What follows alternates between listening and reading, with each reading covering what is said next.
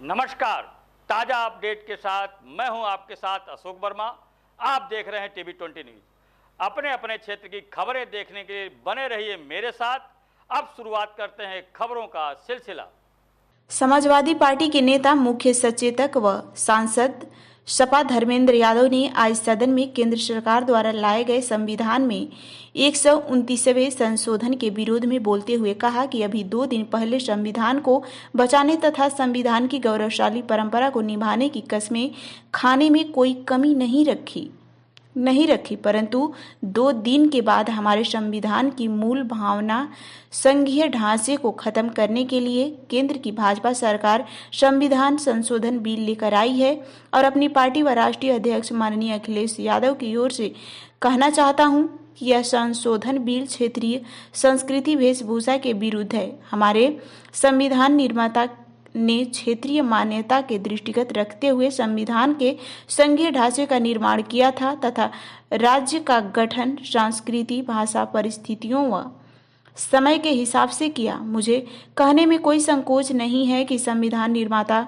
बाबा साहब डॉक्टर भीमराव अंबेडकर द्वारा विद्वान में कोई भी व्यक्ति इस सदन में नहीं है। केंद्र सरकार संविधान की मूल भावना को खत्म करके तानाशाही रवैया अपनाकर लोकतंत्र को समाप्त करना चाहती है। अपने प्रति विपरीत माहौल पाकर तारीख बदलकर 8 संविधान व 4 राज्यों का चुनाव एक साथ न करा पाने वाले लोग एक देश एक चुनाव की बात करते हैं। मैं अपने पार्टी की ओर से इस बिल का पुरजोर विरोध करता हूं और देश के जनमानस से कहना चाहता हूं कि भाजपा के लोग तानाशाही लागू करने के नियत से नए रास्ते खोज रहे हैं। सत्ता में बैठे लोग बताएं, यदि किसी राज्य की कोई संविधान भंग हो जाती है तो क्या परिस्थिति में पूरे देश में लोकसभा व विधानसभा चुनाव कराए जाएंगे? संविधान विरोधी, संघीय ढांचे विरोधी, सर्वोच्च न्यायालय में भावना विरोध, गरीब विरोधियों, दलित विरोधियों, पिछड़ा विरोधियों, अल्पसंख्यक विरोधियों, इस बिल संशोधन का हम पुनः पुरजोर विरोध करते हैं। धर्मेंद्र यादव। धन्यवाद अध्यक्ष जी। मैं इस संविधान के 129वें संशोधन अधिनियम के विरोध के लिए खड़ा हूं।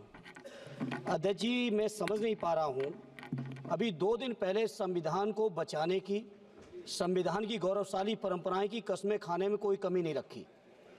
2 ही दिन के अंदर संविधान की जो हमारी मूल भावना है, 2 ही दिन के अंदर संविधान का जो हमारा बेसिक स्ट्रक्चर है, 2 ही दिन के अंदर संविधान का जो हमारा संघीय ढांचा है, उसको खत्म करने के लिए संविधान संशोधन बिल लाए हैं। मैं मनीष तिवारी जी से सहमत हूं और अपनी पार्टी और अपने नेता आदरणीय अखिलेश यादव जी की ओर से कहना चाहता हूं, ये बिल पूरे देश के जो अलग अलग भेष, भाषाएं, संस्कृति, क्षेत्र की जो मान्यताएं हैं, जो हमारे संविधान निर्माताओं ने बहुत सोच विचार के मंथन अध्ययन करके ये संघीय ढांचा तैयार किया था, राज्यों का गठन भी किया था, संस्कृति के हिसाब से, क्षेत्र के हिसाब से, भाषा के हिसाब से, परिस्थितियों और समय के हिसाब से।